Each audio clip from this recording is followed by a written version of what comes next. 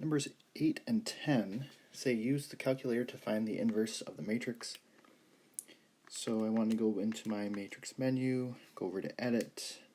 This is a 2 by 2, and enter in my data, quit out.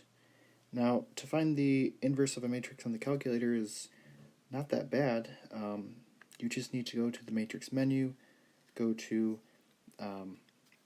just the names and declare matrix A so that it shows up on the home screen, and then press the x to the -1 key so that you give it an exponent of -1, and press enter, and it should give you the, so let me write what I'm saying here. This is going to look like a to the -1.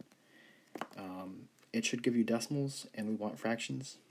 So if you go to math, fraction, it should be able to convert the entire matrix to fractions.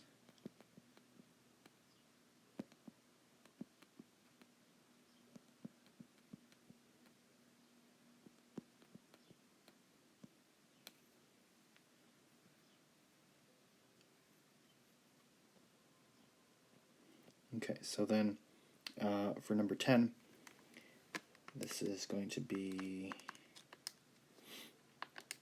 a 2 by 3. And if I go to the matrix and try to find the inverse, this is impossible. So we cannot find the inverse of this matrix. So it does need to be a square matrix in order to get the inverse, and we can't do it for number 10.